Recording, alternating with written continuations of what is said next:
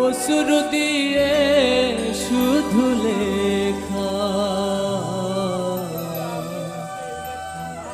আর বুঝি হবে না দেখা।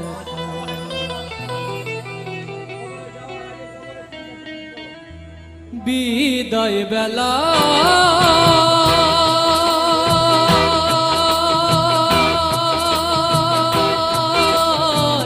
নিয়ে যাব